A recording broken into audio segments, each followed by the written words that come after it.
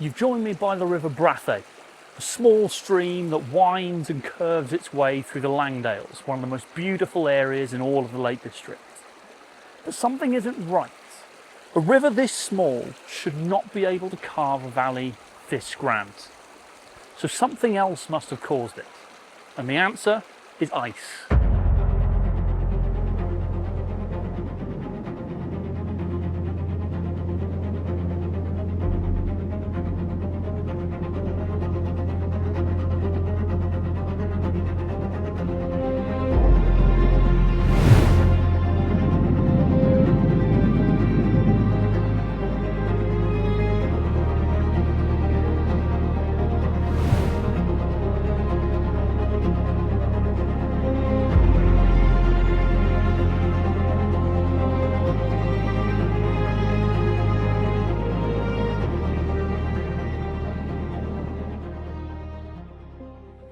During the last ice age, known as the Deposition period, around 12,000 years ago, Great Langdale was filled with a vast glacier. But how does a glacier turn into a landscape like this, into the landscape we see today? To find out, we're going to work our way through the valley, starting where the glacier began. And this is where our story begins. During the last ice age, snow accumulated in hollows such as these high up in the peaks of the Lake District. And over many, many years of accumulation, that snow began to compact, first into névé, then over time and further compression into glacial ice. Now, once a certain density and pressure has been achieved, this ice can start to deform, move, and ultimately start flowing downhill. And once it does this, it starts eroding the landscape around it. But more on that in a second. Once this erosion starts to begin, a corrie forms, and this is the armchair-shaped hollow that you can see behind me. And this is the birth of a glacier.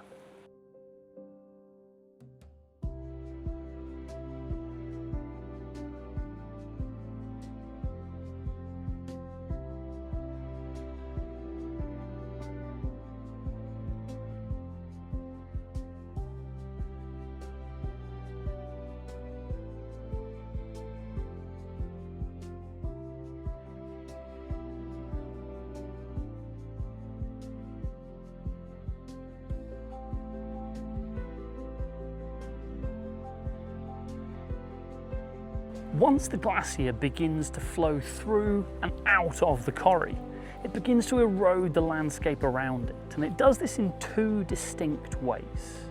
The first of which, when it meets an irregularity in the landscape, such as the one I'm sat on, it can create immense pressure and friction on the upslope side of that irregularity, and this can start to melt the water at the base of the glacier. Now, when this happens, it can begin to pluck rocks and loose sediment from the landscape around it and carry it slightly further downhill. But when it reaches the other end of the irregularity, that pressure decreases, the water refreezes, sealing this rock at the base of the glacier. And this is a process known as plucking. But the second type of erosion comes directly from this.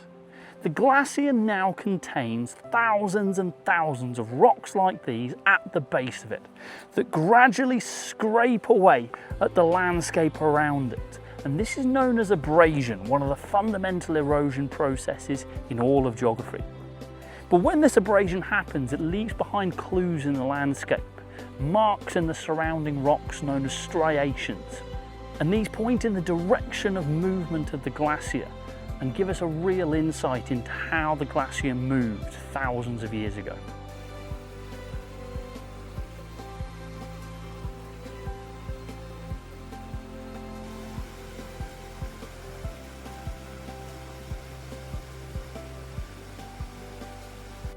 Once the small glaciers had formed in the corries and hollows at the peaks of these fells, they began to slowly move downhill under gravity, and eventually these small glaciers merged together to form one enormous glacier. Now imagine the valley behind me, completely filled with ice, hundreds of meters of it moving incredibly slowly downhill under its own weight. glaciers might appear stationary, but they're actually not. They move very, very slowly due to gravity, and as they do, they carve out the landscape behind them. And this is the important bit. Rivers tend to erode vertically in this part of their course, but glaciers do something different. They erode both vertically and laterally, creating these wide U-shaped valleys with steep sides and flat valley floors. As neighbouring glaciers eroded towards each other, the ridges between them became increasingly narrow and sharp. These are arêtes, steep, knife-edge ridges created by erosion on either side. And when erosion attacks a mountain from several directions, it can leave behind a sharp pyramidal summit. So high above Great Langdale, these glaciers were already transforming the mountains. But eventually, these smaller bodies of ice became large enough to join together. And once they did, they began flowing down Great Langdale. And that's when the real reshaping of the valley began. By now, the glacier that was flowing down Great Langdale was enormous, hundreds of meters thick, but this wasn't the case for all glaciers in this region. There were some smaller ones tucked up into the hillside that weren't as big, that acted as tributary glaciers to the main one. Now, these smaller glaciers didn't have anywhere near the same erosive power as the main glacier, and this means that they couldn't transform the landscape in quite the same way. So the smaller glaciers that were present up on the hill slope couldn't erode downwards as much, and this left behind a key feature in the landscape known as a hanging valley, where there is a small glacial valley that exists, but it is raised up above the main glacial valley. These hanging valleys are a reminder that the main glacier wasn't simply following the old landscape. It was powerful enough to reshape the entire hierarchy of valleys around it. And as the climate warmed, that enormous glacier eventually began to retreat. And that's when the glacier started leaving something behind. It's debris.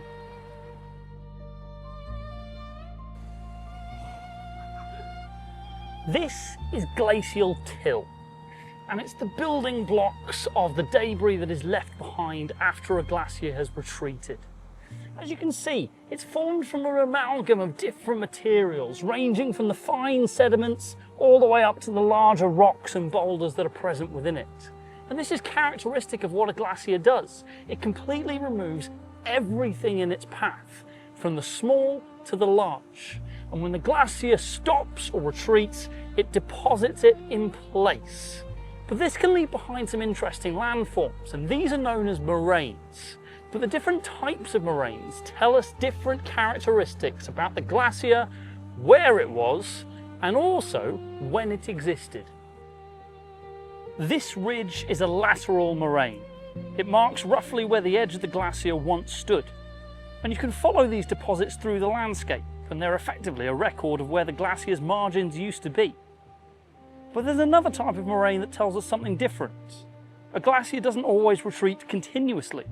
Sometimes its front can remain in roughly the same place for long enough to build up a ridge of debris. And this creates a terminal moraine, a ridge marking the position of the glacier's snout during a period where its retreat paused. So rather than simply showing us where the glacier was, these deposits can also tell us how quickly it retreated. And in places like this, the landscape can become surprisingly complicated.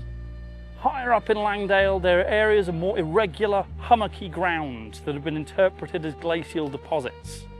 Unlike a neat ridge, hummocky moraine can leave a much more chaotic landscape of mounds and hollows, formed by significant moments of deposition when the glacier is in its final stages. But eventually there wasn't enough ice to maintain the glacier at all. The ice disappeared, and what remained was the landscape we see today, with its valleys, ridges, deposits and lakes all preserving clues to the glacier that once occupied them.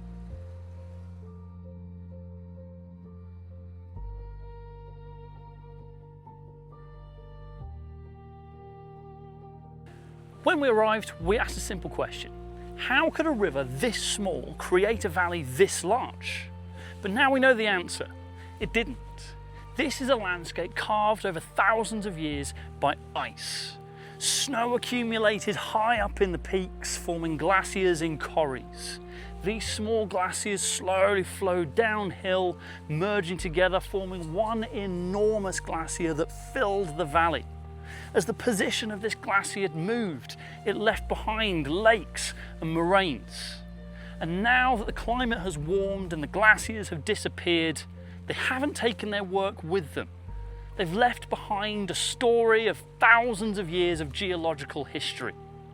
So the next time you visit a valley like the one here in Great Langdale, don't just look at the river. Look at the shape of the mountains, look at the ridges, look at the moraines and the hills that form on the valley floor. All of this tells a story of something that hasn't existed here for over 10,000 years. A landscape carved by ice.